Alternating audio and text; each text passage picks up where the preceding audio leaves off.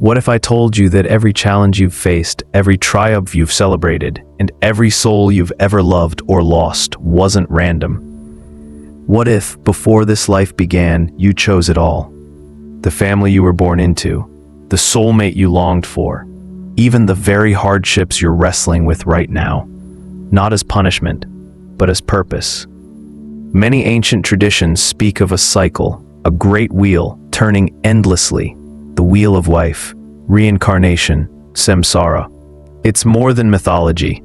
It's a spiritual architecture woven into the very fabric of existence, echoed across mystical Christianity, Vedanta, Buddhism, Hermeticism, and esoteric teachings lost to time. At the center of it all is this truth: your soul came here not by accident, but by deep intention. Each incarnation is an opportunity, not just to live, but to remember, to repair, to refine.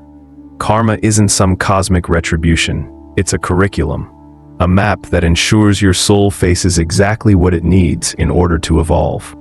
It's not about blame, it's about balance. In this physical realm, dense, dualistic, and often deceiving, your soul learns the art of light and shadow, joy and sorrow, attachment and surrender. And only by moving through these polarities can it begin to see through the illusion of separation. You were never alone in choosing this life. Before embodiment, your soul stood in a place beyond time, beyond form, a realm of infinite stillness and clarity.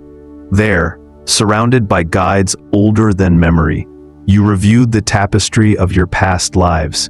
You saw your patterns, your progress, and with the help of these ancient intelligences, you set new intentions, not out of fear, but out of fierce love for your own becoming. Imagine a moment before birth, a council of luminous beings, a table of possible lifelines laid out before you, and then a decision. You chose this one. You chose certain people to walk beside you, some to lift you, others to challenge you, even break your heart. Not because you enjoy suffering, but because your soul understood some lessons can only be learned through human experience. But here's what few dare to say: you weren't the only one choosing. There are soul contracts, ancient agreements that span lifetimes. Ties formed not in this world, but carried over from countless others. Your soulmate? Perhaps they've been your teacher, your child, your enemy, your healer, again and again. And so, even the pain is sacred. Even the stranger who wounds you may be fulfilling a promise made in the space between lifetimes, when all was still and true. Before entering the density of matter, your soul existed in pure consciousness, radiantly connected to the source. Some call it God, others the divine mind. In that timeless state, there was no separation, no limits, no forgetting. And yet, even in bliss, your soul longed for something more. Not more comfort, but more depth. It desired experience, expression, the slow unfolding of wisdom that only a mortal life could offer. And so with courage and clarity, it descended into flesh, into form, into this very life you now call your own. The soul's decision to incarnate is never arbitrary. It is rooted in a quiet, unshakable longing to grow, to remember, and to know itself. The physical world, as chaotic and complex as it may seem, is not a punishment ground. It is a school, a vast, intricate classroom where every sensation, every heartbreak, and every triumph becomes a lesson in disguise. In this dimension of form and limitation, the soul has access to something precious: contrast.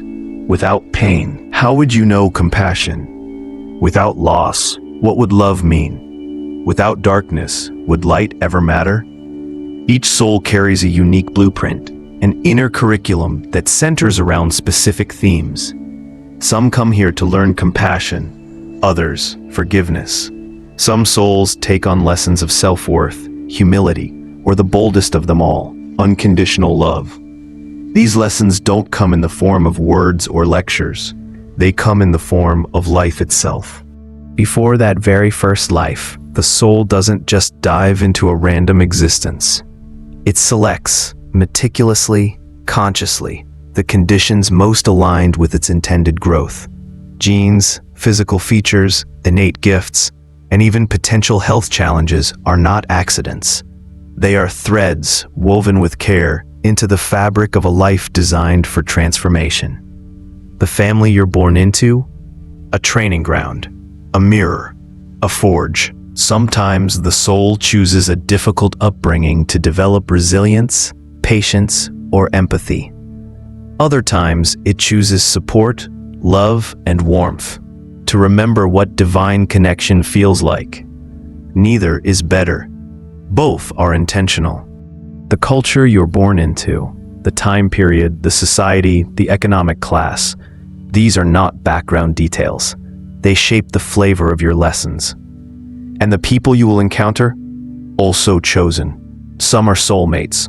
Some are teachers in disguise. Some are adversaries playing roles agreed upon long before birth. All are part of the sacred choreography. The soul's first incarnation is often about survival, learning the ropes of the human condition. But as lifetimes accumulate, the soul begins to navigate the balance between material life and spiritual memory. It learns not just to survive, but to awaken. And yet, no matter how many lifetimes pass, the moment of incarnation is always a moment of forgetting. When the soul enters the density of this world, it experiences separation from source, from unity, from the infinite. That separation gives rise to the illusion of duality, self and other, light and dark, sacred and mundane. It is in this space of forgetfulness that the soul begins its true quest, not to gain but to remember. The yearning you sometimes feel, that ache you can't name, isn't weakness, it's homesickness. A quiet echo from a place beyond time, from the divine, from where you came. In physical form, the soul must learn to move through time, space, and emotion, to feel grief, to know joy, to taste despair, and still rise in love. These limits are not burdens, they are tools, they are mirrors, they are sacred. But what happens after this life? Where does the soul go? And when, if ever, does the wheel of incarnation stop turning? First comes what the mystics call the in-between, a realm not of heaven or hell, but of clarity. After death, the soul returns to a plane of pure awareness outside of linear time. Here it reconnects with spirit guides, those luminous intelligences who have walked with it since the beginning. This realm is not a courtroom. It is a sanctuary. The soul doesn't face judgment. It faces reflection. In a process some traditions call the life review, the soul revisits its most significant moments, not from its own perspective, but from the viewpoint of those it touched. It feels the ripple effect of its words, its choices, its silences, not as shame, but as education. This sacred review is not meant to punish. It is meant to illuminate. The soul sees clearly where it grew, where it resisted, where it broke open, and where it closed down. From this space of gentle knowing, it begins to plan, not with ego, but with wisdom, for what comes next. And even in that first life, the soul was never truly alone. Spiritual guides, beings of light and higher intelligence, walk quietly alongside every soul. They do not interfere, but they whisper.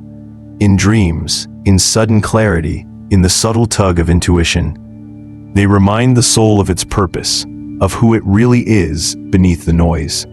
But the final choice always belongs to the soul.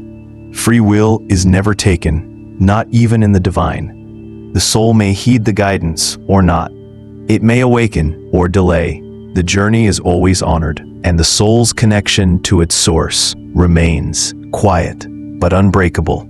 Karma plays a quiet but essential role in shaping the soul's journey. not as punishment, but as a mirror, a balancing force, a teacher.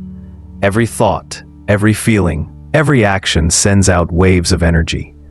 Sooner or later, those waves return, not to punish, but to complete the circle, to help the soul understand what it once could not. A soul that once inflicted pain may choose to experience a similar wound, not as retribution, but to cultivate empathy. Likewise, acts of compassion, generosity, or service often return as new opportunities, open doors, unexpected blessings, or deep inner peace in future lives. But the soul doesn't evolve in isolation. It weaves intricate agreements, soul contracts, with other souls long before a new life begins. These contracts outline key relationships and emotional dynamics. They're not random, they're intentional. Soul may agree to be born into a particular family, to learn patience, or to experience unconditional love. Two souls may plan to meet as lovers, not just for romance, but to explore trust, intimacy, and surrender. And sometimes, the greatest teachers come disguised as adversaries, estranged parents, or complicated friends, designed to ignite forgiveness, resilience, or strength. These contracts are not rigid. The universe is not a script, it's a canvas. The soul retains free will. Agreements can shift. Lessons may be delayed or accelerated based on the choices made in the physical realm. The plan is alive. It breathes with you. Souls also tend to reincarnate in groups, soul families, clusters of interconnected beings who evolve together across lifetimes.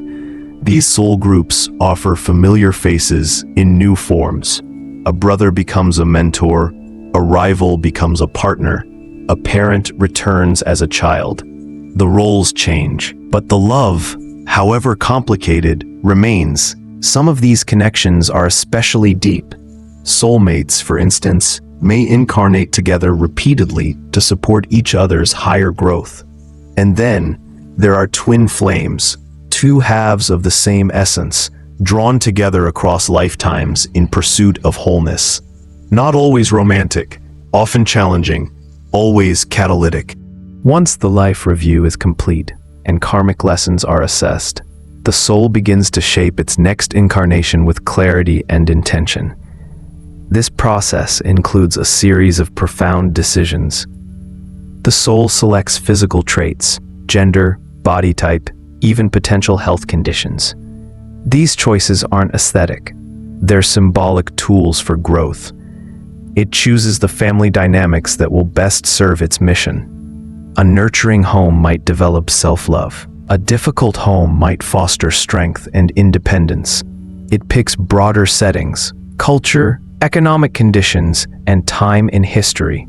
Each adds unique challenges and textures to the soul's path. Major life events, key meetings, turning points, and wake-up calls are often pre-planned, not to trap the soul, but to guide it when it's ready. And yet, none of this erases freedom. Even the most detailed soul plan leaves space for improvisation. If the soul avoids a lesson, life will rearrange itself to offer another path toward that same growth.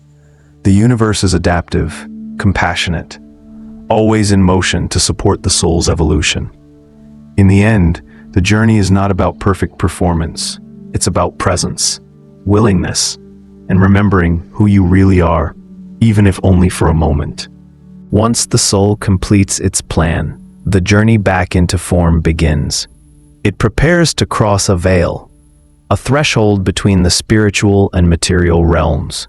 And as it does, something profound occurs: forgetting. The soul forgets its past lives, its agreements, even the sacred blueprint it so carefully helped design. Why? Because forgetting allows the human experience to feel real, raw, and unfiltered. It creates the conditions for authentic growth. If you remembered every lesson from the start, there would be nothing left to learn. But even in that forgetting, the soul is not abandoned. Subtle echoes of its purpose remain: a quiet instinct, a recurring dream, a moment of déjà vu, or a deep, unexplainable pull towards something greater. These are the whispers, signposts from the soul and the spirit guides that walk beside you, invisible but present.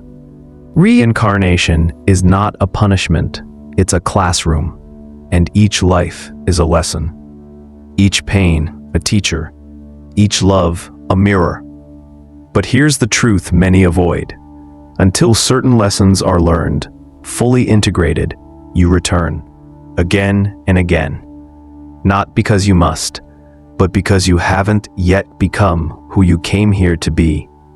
So what determines your next family, your next challenges? The energy you carry forward, the karma left unresolved, the soul contracts still open, the choices you made and the ones you avoided. Liberation, or freedom from this cycle, isn't about escaping life. It's about transcending illusion, awakening from the dream of separation, and stepping into harmony with the divine source. Many traditions call this state enlightenment, moksha, or ascension. It is not the death of the soul, it is its remembrance. In this state, the soul doesn't dissolve into nothingness. It becomes radiant with awareness. It strips away the false identities, the masks, the fears, and reveals what was always true, that it is eternal, whole, and one with all. From this place, the soul may choose to remain in higher realms or return again, not out of obligation, but as a teacher, a guide, a light for others still walking the path. Reaching this state isn't a sudden escape. It's a gradual mastery. It asks the soul to release attachments, resolve karmic debts, and align with truth, not just once, but over and over, in 1,000 small ways. It begins with self-awareness. The soul must learn to see clearly its patterns, its wounds, its cravings and fears. It must understand how these bind it to the material world. Practices like meditation, mindfulness, and honest reflection allow the soul to observe without being consumed, to witness its own thoughts and emotions without losing itself in them. Much of this inner work involves healing what was never fully healed, traumas carried across lifetimes. By forgiving others, by seeking forgiveness, by letting go of resentment, the soul begins to free itself from the invisible chains that keep it tethered to the wheel. Attachment, whether to people, possessions, or outcomes, keeps the soul circling back. The mystical principle of mind teaches that reality is shaped by thought. When the soul clings to fear, desire, or control, it reinforces the illusion and tightens the grip of samsara. But letting go doesn't mean renouncing joy or love or purpose. It means loving without clinging, giving without expecting, living fully while being free. A soul that has truly let go can still feel deeply, work passionately, and savor the beauty of life, without being defined or imprisoned by it. That is real liberation. Liberation requires more than knowledge, it demands alignment. Alignment with the timeless laws that govern existence. These laws remind us that every action sends ripples through the fabric of reality, that everything is interconnected, and that to honor this oneness is to walk the path of truth. When a soul begins to resonate with love, harmony, and authenticity, through thought, emotion, and action, it elevates its frequency.